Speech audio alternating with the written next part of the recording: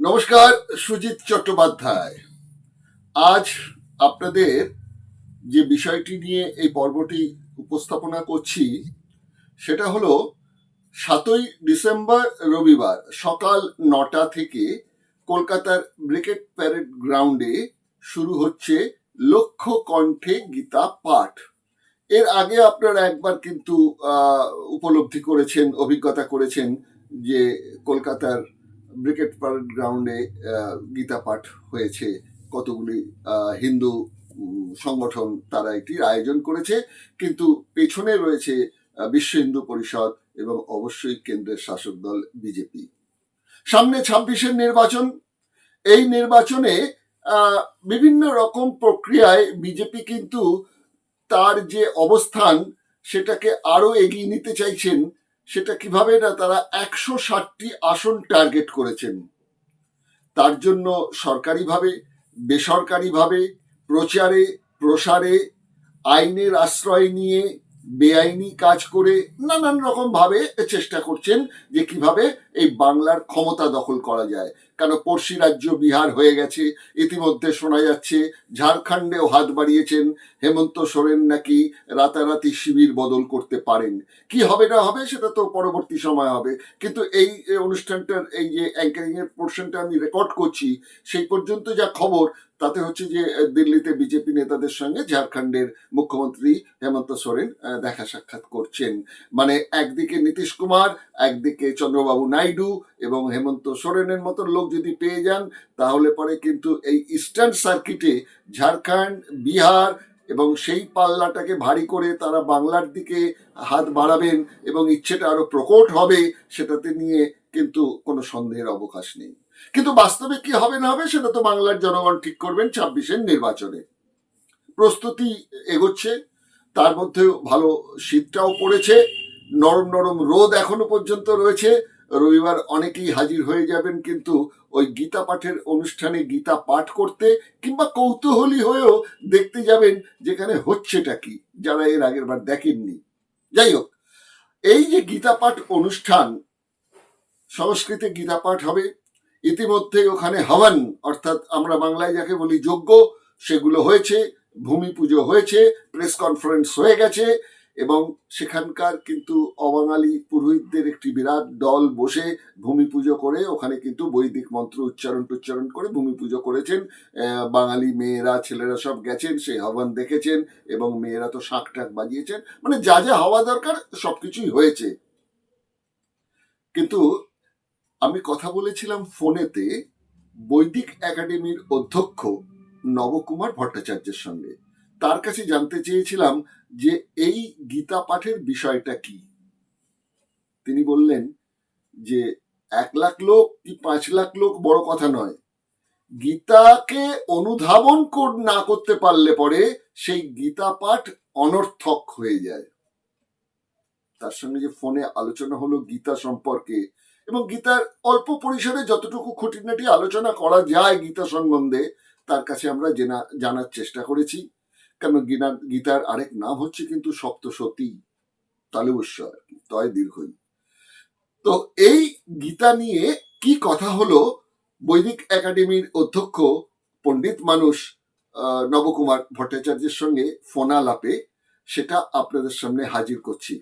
The information provided by the speaker, presenter on the IDSC platform is for general information purposes only. All information is provided in good faith. However, we make no representation or warranty of any kind, express or implied, regarding the accuracy, adequacy, validity, reliability, availability, or completeness of this information. নমস্কার, আমি দিগদর্শন channel থেকে সুজিত চট্টোপাধ্যায় বলছিলাম। হ্যাঁ বলেন। আপনার কাছে উপস্থিত হলাম বিশেষ কারণে।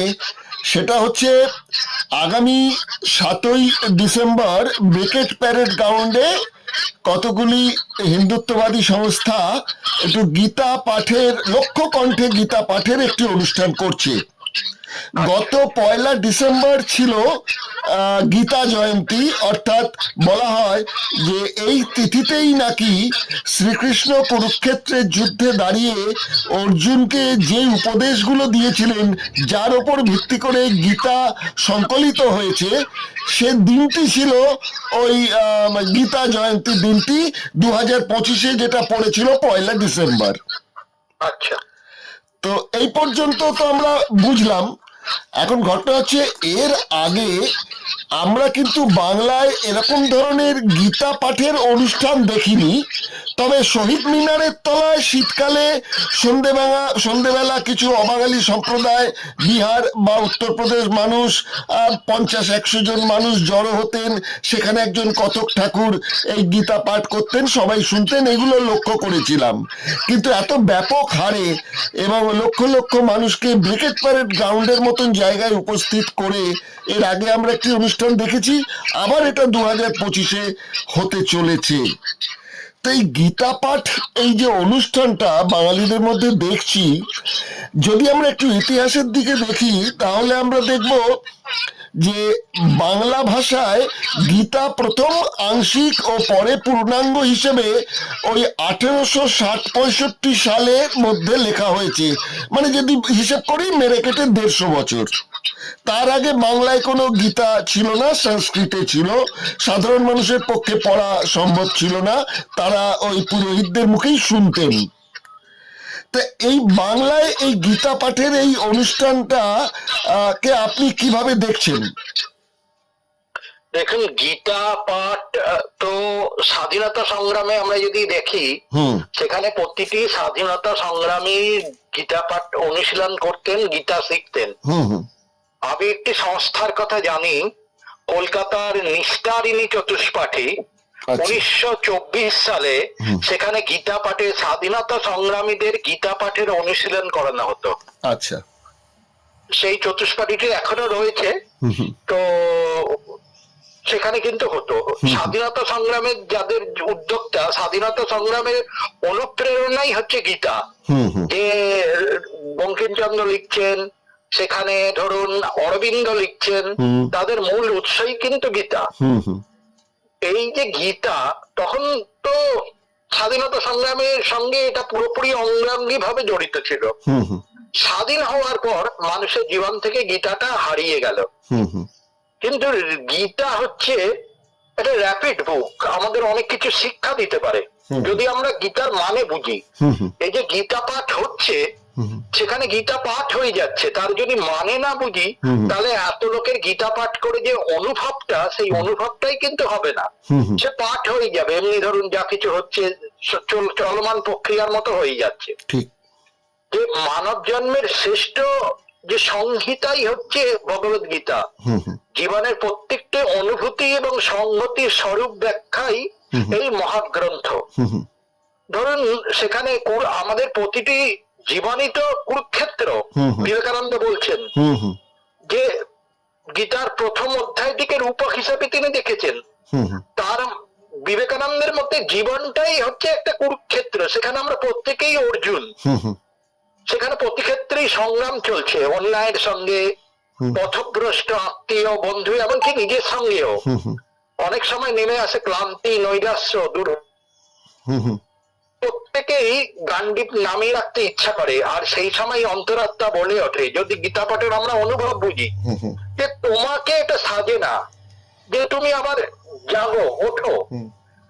ঠাকুর শ্রীরামকৃষ্ণ বলছেন যে এই গীতা পাঠের ওই শ্লোক দিয়ে মনে কখনো হতাশ ভাব আসতে দেবে না। হতাশ হলে সে আর কোনো বিষয়ে অগ্রসর হতে পারবে না। সেখানে ঠাকুর একটি কথা বলছেন, যার যেমন ভাব তার তেমন লাভ, এই কথাটি কিন্তু বলছেন। তো গীতা এখানে ধরুন গীতার যে কথা বলছে, গীতা হচ্ছে প্রাথমিক ব্যক্তির উত্তরণের পথে বলা হয়েছে, ব্যক্তিকে ক্ষুদ্র সত্তা থেকে পূর্ণ সত্তায় নিয়ে যাওয়া। তার সামনে এসে দাঁড়ায় বাধা বিঘ্ন, তাকে গ্রাস করে হতাশা, গ্লানি, ক্লিবতা, এর থেকে উত্তরণ হচ্ছে গীতা। গীতা আমাদের শিখিয়েছে সুখ দুঃখকে অতিক্রম করার মন্ত্র। মন হবে অনমনীয়, কিছুই তাকে স্পর্শ করবে না। স্থিততি পুরুষ হলে তিনি দুঃখে থাকবেন অবিচল, সুখে নিষ্প্রিয়। গীতার শ্লোকই আছে, বিগত সুখে দুঃখে সুবিঘ্নমনা, সুখে সুবিগত স্প্রিয়। ব্যক্তিকে হতে হবে এমন মানুষ যিনি সবকিছুর উপর মোহ ত্যাগ করেছেন, প্রিয় এবং অপ্রিয় বস্তুকে তিনি আবদ্ধ বা দেশ করবেন না। সবচেয়ে বড় কথা হলো গীতার মধ্যে আছে নিরাসক্ত হওয়া। গীতা আমাদের শিখেছে ফলের আশা না করি কর্তব্য পালনের তত্ত্ব। আজকে আমরা সবকিছুতেই যে ফল চাই, আমাদের কাজ হলো কর্তব্য পালন করা, কিন্তু ফলাফল ঈশ্বরকে সমর্পণ করা, এটা হচ্ছে ব্যক্তি জীবনের। কিন্তু আমরা যদি দেখি সামাজিক রাষ্ট্রীয় জীবনের সঙ্গেও গীতা জড়িয়ে আছে। অসংখ্য ব্যক্তি আর সমাজকে নিয়ে তো রাষ্ট্র। গীতা কিন্তু সেই সমাজ গঠনেরও নির্দেশ দিয়েছে। শাস্ত্র নির্দিষ্ট পথ অনুসরণ করতে হবে। সেখানে বলা হয়েছে ত্যাগ, দয়া, ক্ষমা, সহিষ্ণুতা, সহমর্মিতা, পরোপকার, এই সমস্ত কথা বলা হয়েছে। যে অগণিত মানুষকে বঞ্চিত করে নিজে ধনী, সে ঘোর পাপী। অর্থাৎ যে পরিমাণ খাদ্যে উদরপূর্ণ হয় তার চেয়ে বেশি কারো প্রাপ্য নয়। এর ধরনের শ্লোক গীতায় রয়েছে। গীতায় বলছে দান হবে সাত্বিক। দানের 3টি লক্ষণ এখানে গীতায় বলছে। ফলাকাঙ্ক্ষা থাকবে, প্রত্যুত্তরের ইচ্ছাতে দান নয়, পাত্রের যোগ্যতার বিবেচনা থাকবে। গীতায় বলছে ব্যক্তি হৃষ্ট হবেন না, দেশ করবেন না, শোক করবেন না, আকাঙ্ক্ষা করবেন না, তাহলেই গড়ে উঠতে পারে একটা রাষ্ট্র। সেখানে গীতার বাণী আজকে সবসময় যদি আমরা গীতাটা পড়ে সেটা অনুভব করি, সমশত্রু চ মিত্রে চ, শত্রু মিত্রে থাকবে সমদৃষ্টি, আর হবেন সুখ দুঃখে সমভাবাপন্ন, অনাসক্ত, নিন্দা স্তুতিতে নিষ্প্রিয়, স্বল্পে সন্তুষ্ট, ভক্তিমান এবং স্থির চিত্ত, এগুলি বলা হয়েছে। এরকম সবাই হলে সামাজিক জীবনে হানাহানি, দ্বন্দ্ব, দেশ কমে আসবে। আর কিছু গুণের কথাও বলা হয়েছে, ক্ষমাশীলতা, মৈত্রীভাব, দয়াশীলতা, সংযত ভাব ইত্যাদি। এগুলো তো গীতার মধ্যে রয়েছে। আমরা খালি গীতা পাঠ করব, এগুলো যদি আমাদের মধ্যে যদি না হয় তাহলে কিভাবে গীতা পাঠ হবে? ধরুন রাজনৈতিক দলের কথা ছেড়ে দিন, নেতার কথা ছেড়ে দিন, যে গীতার যে বাণীগুলো নেতাদের জন্য নয়, গীতার সন্ধান তারা কখনো রাখেন না। যে আগেকার দিনে স্বাধীনতা সংগ্রামীরা যে গীতা পাঠ করতেন তারা এগুলো অনুভব করতেন। আজকের দিনে রাজনৈতিক নেতাদের কাছে গীতার কোনো মূল্য নেই। তাহলে এই যে বলছে জীবনের দুর্গতির মূল হচ্ছে এটাই। গীতা শিখিয়েছে নিষ্কাম কর্ম, অথচ নেতারা জেনেছেন গুছিয়ে নেওয়ার তত্ত্বটাই। গীতা শিখিয়েছে দেবত্বের উদ্বোধন, ব্যক্তির মধ্যে থাকবে ত্যাগ, সেবা, ক্ষমা, সহমর্মিতা, শত্রু মিত্র অভেদে সমদর্শন, কিন্তু তারা আয়ত্ত করেছেন বিপরীত গুণগুলো। গীতা সাম্য ঐক্যের বাণী সামনে রেখেছে, আর নেতারা দিয়ে রেখেছেন জাতপাত, ধর্ম, আঞ্চলিকতা, ভাষা নিয়ে বিবাদ। এই যদি হয় তাহলে গীতা পাঠ করি বা কি হবে? 5 লক্ষ লোক পড়ুক আর গোটা দেশের লোকই পড়ুক, এখানে সেই ভাব গীতার বাণী যদি না মানে আমরা মূল্যায়ন করতে পারি, তাহলে গীতা পাঠের কোনো মূল্য নেই। ওটা একটা মানে সবকিছু যে ভাষা দেখানো, লোক দেখানো, সেটা হচ্ছে। তা আজকের এই যে 7 তারিখের অনুষ্ঠানের অন্যতম আয়োজক, তার নাম হচ্ছেন সঞ্জয় শাস্ত্রী। তিনি বলছেন যে এটা ব্রিগেড প্যারেড গ্রাউন্ড নয়, এটা হচ্ছে একটা কুরুক্ষেত্র, এবং এই কুরুক্ষেত্র থেকেই আমরা গীতা পাঠ করে এখানকার রাজ্য সরকারকে উৎখাত করার ব্রত গ্রহণ করব। তাহলে আপনি যেটা বললেন যে গীতা পাঠের অনুষ্ঠান থাকে কোনো দেশ নয়, রাগ নয়, বদলার ব্যাপার নয়, এই বিষয়গুলো, তো সেখানে তো বলা হচ্ছে গীতা পাঠের উদ্দেশ্যই হচ্ছে যে এই কুরুক্ষেত্রে এই যজ্ঞ করে গীতা পাঠ করে এখানকার সরকারকে একটু উৎখাত করে আনতে হবে। সেটা যদি ধরো কুরুক্ষেত্র যুদ্ধটা হয়েছিল, কুরুক্ষেত্র যুদ্ধ ওটা হয়েছিল, এত মানুষ মারা গেছিল, কিন্তু সেটাই হয়ে গেল ধর্মক্ষেত্র। ধর্মক্ষেত্রে কুরুক্ষেত্রে। কুরুক্ষেত্র ধরুন যখন হয়েছে, এত মানুষ মারা গেল, কিন্তু তারপরে যখন মহাভারত বলছে, সেখানে কৃষ্ণ বলছেন ন মনুষ্যাৎ শ্রেষ্ঠ তরং হি কিঞ্চিত, মানুষের থেকে শ্রেষ্ঠ কিন্তু কিছু নেই, সেই কথাটা কখন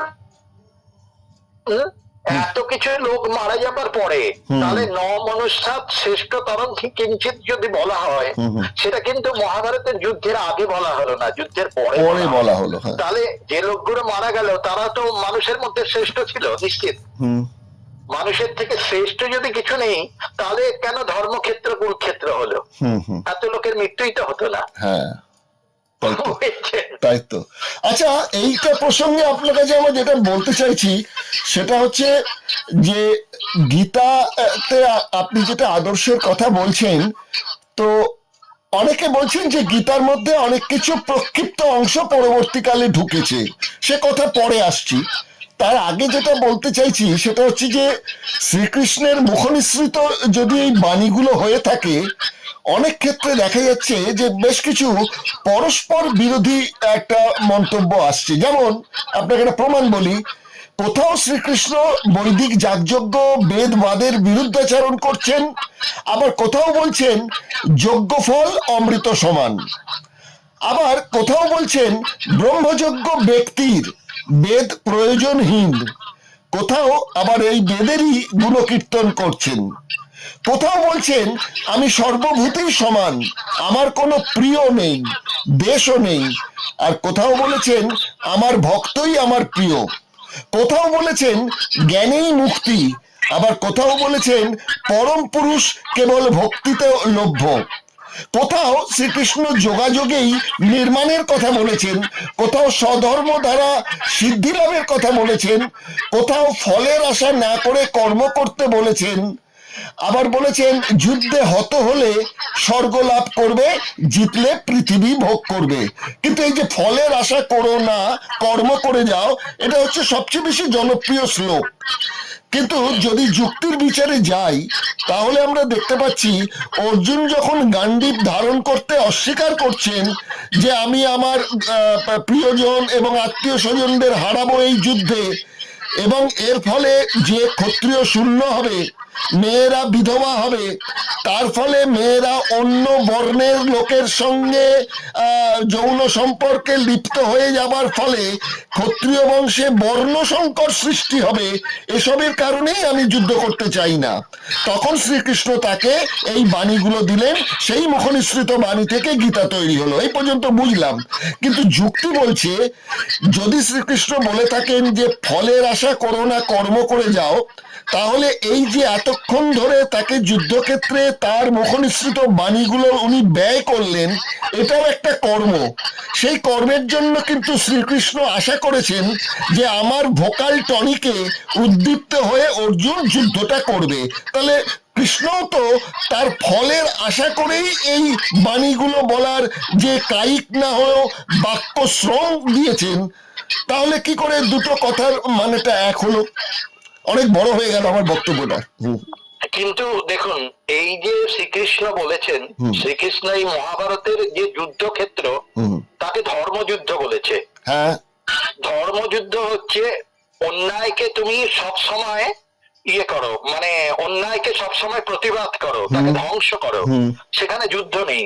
যুদ্ধক্ষেত্রে আমাদের শাস্ত্রই বলছে যে যুদ্ধ, আমাদের ধর্ম হচ্ছে যেমন অন্যের কাজ, অন্যকে দান করা যেমন ধর্ম, সেমনি যুদ্ধক্ষেত্রে শত্রুকে হত্যা করাও ধর্ম।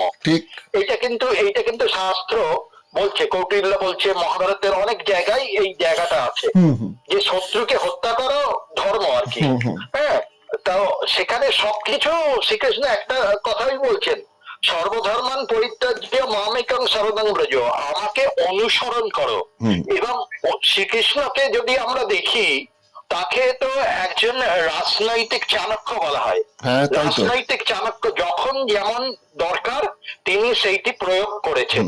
সেখানে যখন তিনি যেরকম দরকার, ধরুন তিনি বলছেন যে যে চাতুর্বর্ণং মায়া সৃষ্টং, আমি চতুর্বর্ণ সৃষ্টি করেছি, ব্রাহ্মণ ক্ষত্রিয় বৈশ্য শূদ্র, এই বর্ণচ্ছেদ তারই সৃষ্টি। সেটা কিন্তু গুণকর্ম বিভাগশ, মানে গুণ এবং প্রকৃতির দিক থেকে বিভাগ করে তিনি সেইগুলো করেছেন।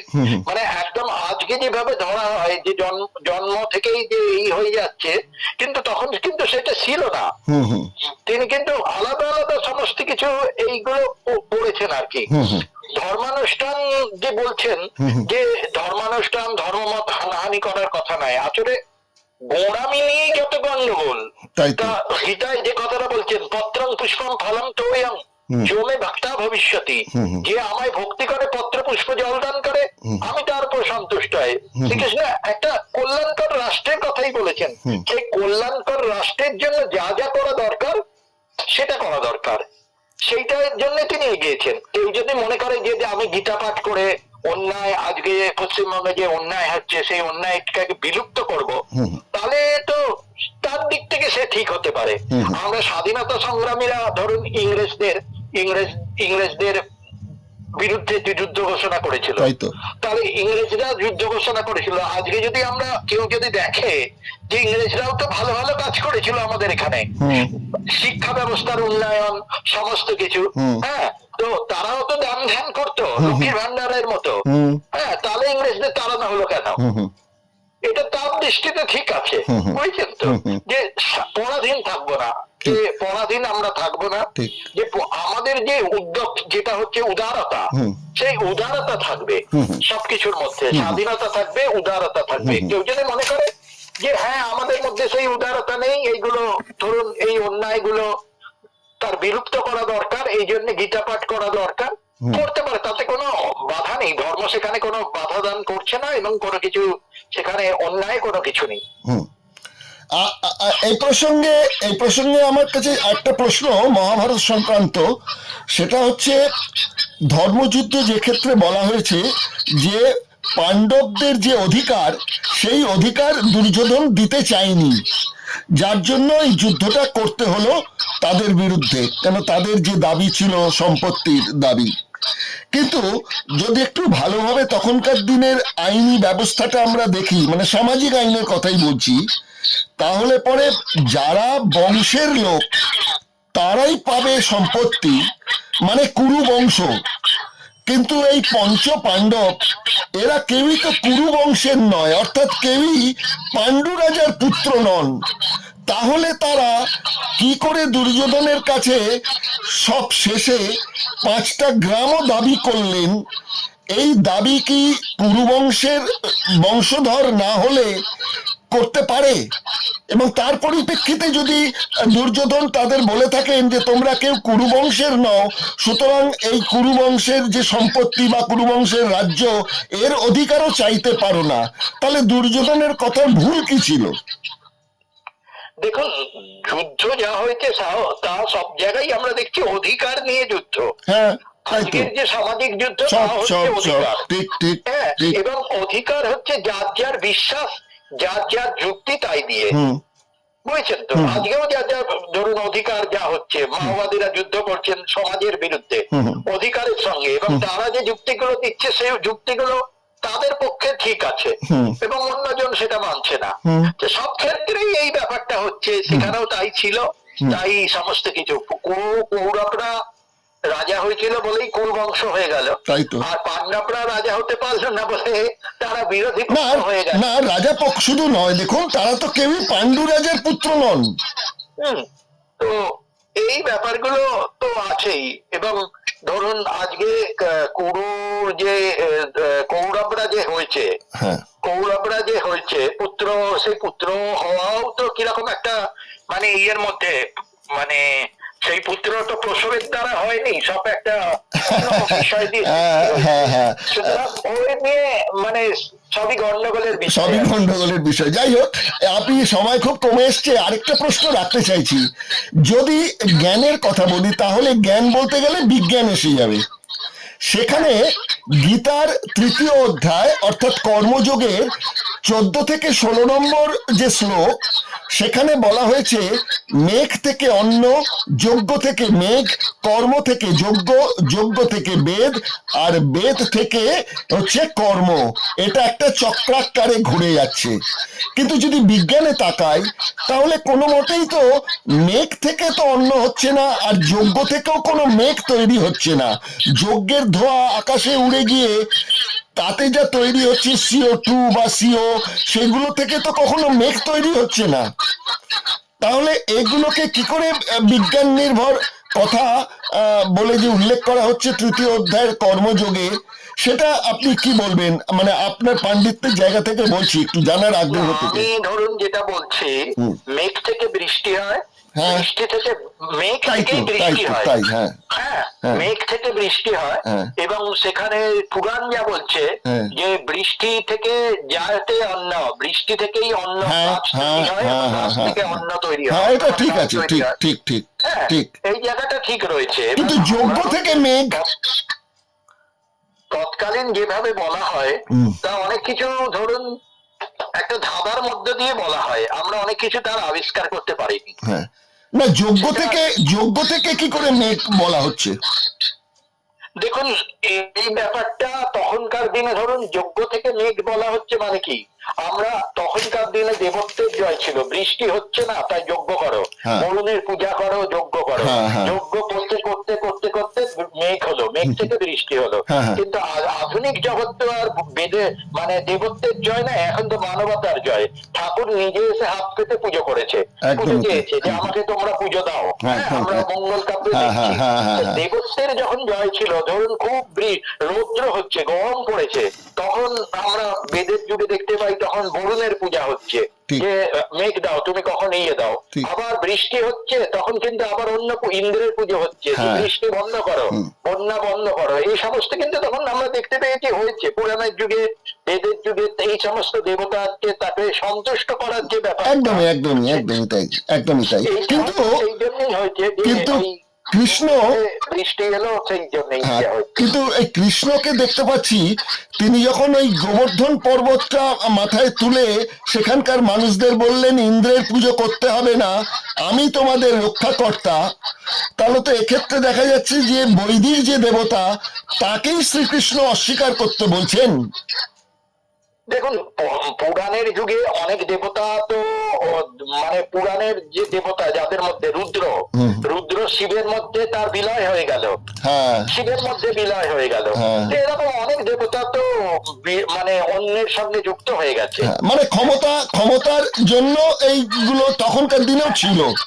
হ্যাঁ, ক্ষমতার বিকেন্দ্রীকরণ অনেক ক্ষেত্রেই হয়েছে, অনেক ক্ষেত্রেই হয়েছে। আচ্ছা, এবার যেটা মূল প্রশ্নে চলে যাব, আর দুটো প্রশ্ন ছোট ছোট থাকবে। সেটা হচ্ছে যে আমরা গীতায় যেটা পাচ্ছি, বলা হচ্ছে শ্রী ভগবান কহিলেন, অর্থাৎ শ্রীকৃষ্ণ এই কথাগুলো বললেন। প্রতি জায়গায় এটি বারবার উল্লেখ করা হয়েছে, যে বাংলা অনুবাদটা দেখেছি। তো শ্রী ভগবান কহিলেন যখন বলছি, তাহলে তৃতীয় কোনো এক ব্যক্তি যিনি এটি মানে সংকলন করেছেন, মানে লিখিত করেছেন, তাহলে এই শ্রীকৃষ্ণ নিঃসৃত বাণীটি এই সংকলন করলেন কি কোনো একক ব্যক্তি? তাহলে সেই ব্যক্তিকে, কেন অনেকে বলছেন, যেমন কাশীনাথ ত্রম্বক, তেলাং, ডক্টর আম্বেদকর, এরা সবাই বলছেন যে একদম গীতাকে উপনিষদ থেকে বলা হচ্ছে, একদম টুকলি করে উপনিষদ থেকে আরো সহজ সরল করে সাধারণ মানুষকে যে পৌঁছে দেওয়ার জন্যই এই গীতার উদ্ভব। দেখুন, মহাভারতের অংশ তো গীতা। হ্যাঁ, মহাভারতের গীতার মূল যে বিষয় সেটা হচ্ছে মহাভারতের। দেখুন, মহাভারতটা যদি আমি পড়ি, সেখানে যদি বলছে, ধৃতরাষ্ট্রকে জানাচ্ছে যে সঞ্জয় উবাচ ধৃতরাষ্ট্র উবাচ, তার মধ্যেই কথোপকথন গুলো হচ্ছে, যেটা প্রথম অধ্যায়ে বলছি, প্রথম অধ্যায়ে আছে। হ্যাঁ, প্রথম অধ্যায় আছে। তো এই যে কথোপকথন হচ্ছে, সেখানে সবসময় লিখছে তো তার যে কপি করছে, সে কপি তো সঞ্জয় তো দিব্য দৃষ্টি দিয়ে দেখছে এবং সেটা বলে যাচ্ছে, কপি হয়ে যাচ্ছে। আচ্ছা, আচ্ছা, আচ্ছা, সংকলন করেছে, কেউ একজন সংকলন করেছেন। হ্যাঁ। এবার মহাভারতের যে মূল তত্ত্ব গীতা, এটা যারা মহাভারতবিদ, যারা মানে তারা প্রমাণ করে দিয়েছেন। যেমন ধরুন আমাদের এখানে অনন্তলাল ঠাকুর মহাশয়, যিনি মহাভারতে হ্যাঁ, ছিলেন, হ্যাঁ, হ্যাঁ, হ্যাঁ, হুম। এখন ধরুন নৃসিংহ প্রসাদ ভাদুরী, হ্যাঁ। তিনিও এটাই বলছেন যে গীতাটা হচ্ছে মহাভারতের কিছু সার সংক্ষেপ, মহাভারত থেকে ওই অধ্যায় যেটা করেছে হ্যাঁ। তার মধ্যে অনেক কিছু ঢুকতে পারে, আবার পরবর্তীকালে পাল্টাতে পারে, কিন্তু এইটি হচ্ছে মূল তত্ত্ব। নৃসিংহপ্রসাদ বাবু আরেকটা কথা বলেছেন, তিনি বলেছেন যে 16টি এরকম গীতা আছে। আবার আমি ঘাটাঘাটি করে দেখলাম 16 নয়, এই সংখ্যাটা 60। হ্যাঁ, এই তো আমরা ধরুন উদ্ধব গীতা, রাম গীতা এগুলো হ্যাঁ, তো হ্যাঁ, দেখতেই পাই। হ্যাঁ, তাই তো, অনুগীতা, অনুগীতা, হ্যাঁ, হ্যাঁ, হ্যাঁ। তাহলে তখনকার দিনের মানে পার্টিকুলার যে ঘটনাগুলো, সেই ঘটনাক্রমগুলোকে সাজিয়ে বিভিন্ন মানে গীতা লেখা হয়েছে, মানে যেহেতু গীত পদ্ধতিতে তখনকার দিনে কথাগুলো হতো, তাই তো? হ্যাঁ, হ্যাঁ, হ্যাঁ, আচ্ছা। সেই জন্য হয়েছে। কিন্তু আমাদের এই গীতাটা জনপ্রিয়তা লাভ করেছে, এর মধ্যে কিছু ভাবধারা, মানুষের অনুপ্রেরণা লুকিয়ে আছে বলে। আচ্ছা, হ্যাঁ, আচ্ছা। ধরুন আমরা যে গুরু গীতা মানে গুরুরই বর্ণনা করেছে। একদম তাই, হ্যাঁ, একদম উদ্ধব গীতা, উদ্ধব একদম। তার যে জীবনের সেইটা বর্ণনা করেছেন, একদমই তার তাই, সঙ্গে একদম। সর্বাঙ্গীন ভাবে কোনো কিছু জড়িত নয়। না, কিন্তু সবচেয়ে বেশি জনপ্রিয় এই শ্রী ভগবত গীতা। হ্যাঁ, ভগবত গীতা এটা আচ্ছা। সর্ব অংশে জড়িয়ে আছে। সবাই তার মধ্যে ধরুন এই যে গীতার কত লোক তার করেছেন, আমার কাছে ধরুন গীতার মানে নোট বই আছে, গীতার নোট বই, হ্যাঁ। লর্ড ক্লাইভ তার ভূমিকা লিখেছেন হ্যাঁ, গীতা। হ্যাঁ, হ্যাঁ। আমরা পরবর্তীকালে দেখতে পাচ্ছেন ধরুন আচার্য বিনোবা ভাবে, হুম, হুম, ডক্টর করণ সিং, হুম। রাধাকৃষ্ণন, হুম, হুম। ধরুন আজকে মোরারজি দেশাই, হুম, হুম। মহাত্মা গান্ধী, সবাই গীতার মানে টিকা লিখছেন, হ্যাঁ। গীতার উপর সবাই কিন্তু লিখছেন। হুম, হুম। এই ভাগবত গীতার উপর যে যার ব্যাখ্যা তিনি করছেন, নিজের মতন করে সমস্ত ব্যাখ্যা কিছু। করছেন, হ্যাঁ, হ্যাঁ। তার তখনকার দিনের যারা সামাজিক মানে লিডার, রাজনৈতিক লিডার নয়, সামাজিক লিডার, হ্যাঁ। তারা প্রত্যেকেই গীতাকে তাদের মতো বলেছেন, বলেছেন, হ্যাঁ। গীতাকে তাদের মতো বলেছেন। বলেছেন। ধরুন অরবিন্দ থেকে শুরু করে সবাই সবাই সবাই সবাই সবাই। আচ্ছা, আমি শেষ করতে চাইছি আজকের অনুষ্ঠানে একটা কথা বলে, সেটা নিয়ে খুব বিতর্ক হয়, বিশেষ করে যুক্তিবাদীরা এগুলোকে নিয়ে খুব বিতর্ক করেন। সেটা হচ্ছে আপনার নবম অধ্যায়ের 32 নম্বর শ্লোক, যেখানে শ্রীকৃষ্ণ বলছেন যে ব্রাহ্মণ ক্ষত্রিয় সবাই যদি আমার শরণে আসে তাহলে আমি তাকে আশ্রয় দেব, এমনকি শূদ্র, স্ত্রীলোক, এইসব পাপজনীর লোকেরা যদি আমার শরণে আসতে চায় তাহলে আমি তাদেরও শরণে আমার চরণে স্থান দেব। তাহলে এই শূদ্র, বৈশ্য এবং নারী, এদের পাপজনী বলে উল্লেখ করা হচ্ছে নবম অধ্যায়ের 32 নম্বর শ্লোকে। এটা নিয়ে যুক্তিবাদীরা বলেন যে সমানতার কথা কোথায়, ব্রাহ্মণ ক্ষত্রিয় একদিকে আর বাদ বাকিরা সব পাপজনী।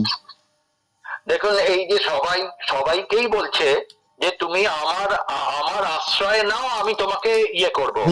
আর মহিলাদের পাপজনী, সে তো সমস্ত দেশে সর্বকালে সবাই তো তার এই যে আমরা যদি দেখি, যারা বলে মানে মার্ক্সবাদীরা বলে থাকে, তা আমরা যদি রাশিয়ার ইতিহাস, চায়নার ইতিহাস দেখি, সেখানেও কি মেয়েদের এককালে সমান অধিকার ছিল?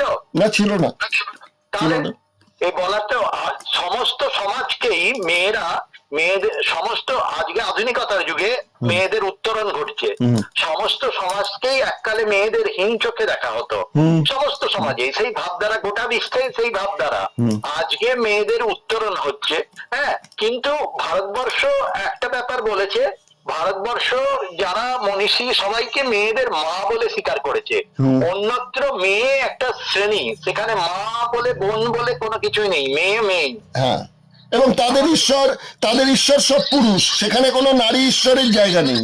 না, আমরা ধরুন আজকে দুর্গা পুজো করি, আমরা আজকে চণ্ডী পাঠ করি, আমরা লক্ষ্মী পুজো করি, পৃথিবীর আর কোথাও কি এত মহিলাদের পুজো হয়? মহিলা দেব দেবীর পুজো হয়? না, আমি শ্রীকৃষ্ণের কথাটা এই জন্যই বলছি যে যার 16,000 গোপিনী এবং 8 জন স্ত্রী, তাদের মধ্যে প্রায় 4-5 জন তার মৃত্যুর পর সহমৃতা হলেন, সহমরণে গেলেন। তা যার সঙ্গে নারীদের এত ওতপ্রোতভাবে জড়িত, সেক্ষেত্রে তিনি যদি নারীকে পাপজনী বলেন, সে তালিকায় তার স্ত্রী রুক্মিণী বলুন, সত্যভামা বলুন, ভদ্রা বলুন, আর যারা যারা আছে, জাম্ববতী বলুন, প্রত্যেকেই তো তাহলে সেই শ্রেণীতে পড়ে যাচ্ছে। দিনে কিভাবে সেটা বাক্যটাকে ইউজ করা হতো, সেইটার কিন্তু একটা আছে। ধরুন তখনকার দিনে আমরা বঙ্কিমের যুগে দেখছি ইতর মানে ভদ্রজনদের ইতর বলা হতো, ইতর জনেরা। আজকের দিনে ইতর মানে খারাপ কথা বলা হয়, ও ইতর মানেও খারাপ লোক। তা এই ভাষার কোনো পরিবর্তন হয়েছে কিনা আচ্ছা, এইটা আমাদের জানা দরকার আছে। আচ্ছা, তা সেইগুলো নিয়ে একটা উদাহরণ দিয়ে দিলাম, ইতরজন বঙ্কিমের ভাষায় লিখবেন ভদ্রজনকে ইতরজন বলা হয়েছে। আজকে কিন্তু মানে মানে অসভ্যজন, উল্টে গেছে, মানেটাই উল্টে গেছে। মানেটাই উল্টে গেছে। ধরুন গোসাই, তৎকালীন সমাজে গোসাই যারা গরু চড়াতো তাদেরকে গোসাই বলা হয়। আজকের দিনে তো গোসাই একটা ভালো সুভার্তে ব্যবহার করা হয়, যারা গোস্বামী, যারা সমাজের বৈষ্ণব সমাজের হত্যাকর্তা তাদেরকে গোসাই বলা হয়। সুতরাং সমাজ পাল্টে গেছে, নতুন শব্দ হয়েছে, সেই শব্দের সঙ্গে আজকের অনেক জায়গায় মিল খুঁজে পাওয়া যাবে না। তার মানে এইগুলো নিয়ে যেরকম চর্চা হওয়া দরকার ছিল বা গবেষণা হওয়ার কথা ছিল, সেইগুলো তেমন ভাবে আর পরবর্তীকালে আর হয়নি। না, পরবর্তীকালে হয়নি। আমি ওই জন্য বললাম না, গীতা পাঠ করা, গীতা পাঠ তো সবাই করতে পারে, সংস্কৃত জানলেই শুদ্ধভাবে গীতা পাঠ করলো, কিন্তু অনুভব করা, প্রতিটি লাইনের মানে জেনে অনুভব করা, অনুভব করলে একটা পর্যায়ে তিনি পৌঁছে যাবেন। ওই বিয়েতে সমাজের পক্ষে মঙ্গলজনক। ওই বিয়েতে যেমন পুরোহিতরা মন্ত্র পড়েন, স্বামী স্ত্রী যারা হন, বধূ এবং এরা, তারা সেটা পুনরাবৃত্তি করেন, তার মানেটা তো কিছু বোঝেন না, ওটা করতে হয়, করেন। তার মানে যদি হয়, ধরুন বধূকে বলা হচ্ছে তুমি শ্বশুর বাড়িতে গিয়ে শ্বশুরের সম্রাজ্ঞী হবে, শাশুড়ির সম্রাজ্ঞী হবে, তাহলে সে তো নেত্রী হয়ে আসবে। তাহলে নেত্রী হয়ে যদি শ্বশুরের ঘরে সে আসে, তাহলে নারী নির্যাতন কেন? বিয়ের সময় কন্যাকে বলা হচ্ছে, বরের কাছে বলা হচ্ছে এভি কন্যা মায়া দত্তা, আমি এই কন্যা তোমাকে দিচ্ছি, রক্ষণাং পোষণাং করু, একে তুমি রক্ষা করবে। তো রক্ষা করার মানে এর যদি মানেই আনতো, মানে যদি সে অনুভব করতো, তাহলে কি সমাজে এত নারী নির্যাতন হতো? তাই তো, এটা তো আলাদা কথা। তাই তো। তো খুব ভালো লাগলো নববাবু, আপনার কাছে এই পরবর্তী সময়ে আমি আরো অনেকগুলো বিষয়গুলো করতে চাই, এবং আপনার সাথে আমার কথা বলে জন্য ভালো লাগে যে আপনি কোনো গোড়ামিকে প্রশ্রয় দেন না। আপনি যেটা গোড়ামিকে ইয়ে বলেনি, শাস্ত্র কি গোড়ামিকে বলছে? না, আজকাল যেটা দেখতে পাই, অনেকেই বললে পরে একটু রেগে যান, বা অনেকেই বলেন যে না তুমি এরকম শাস্ত্র গ্রহিত কথাবার্তা কেন বলছো। আমি তো মনের প্রশ্নের জায়গা থেকে প্রশ্ন রাখছি। না, সে তো বটে। শাস্ত্র সবসময় মানে শাস্ত্রের যদি তার আলোচনা হয়, তবেই শাস্ত্রের ইয়েটা বাড়বে। আজকে ধরুন আমাদের হিন্দু সমাজে এত সামাজিক মানে লিডার তৈরি ছিলেন বলেই আজকে ধরুন সমস্ত সমাজটা একটা উত্তরণের পথে গেছে, আজকের দিনে এসছে। মেয়েরা বেঁচেছে, বিদ্যাসাগর, রামমোহন এরা ছিল বলেই। কিন্তু ধরুন অপরদিকে মানে এই যে আমাদের সমাজ এত খোলামেলা বলে, অপরদিকে ধরুন আপনি অহিন্দু মুসলমান সমাজে আজকে মেয়েরা এত মানে রক্ষণশীল, মানে নির্যাতনের শিকার কেন? সেখানে একটা সামাজিক লিডার তৈরি হয়নি, যাদের পথ দেখাবে তারা। ঠিক ঠিক। আমি এইগুলো বিষয়গুলো নিয়ে আরো কতগুলো বিষয় ভাববো, আপনার সাথে আর ফোনে নয়, এরপর একটা অনুষ্ঠানে আপনার সঙ্গে একটু সামনাসামনি বসে অনুষ্ঠান একটি করে ইচ্ছে রইল। ঠিক আছে, খুব ভালো থাকবেন। দিগদর্শনের দর্শকদের পক্ষ থেকে এবং চ্যানেলের পক্ষ থেকে আপনাকে অসংখ্য ধন্যবাদ জানাচ্ছি সময় দেওয়ার জন্য। ধন্যবাদ। ধন্যবাদ।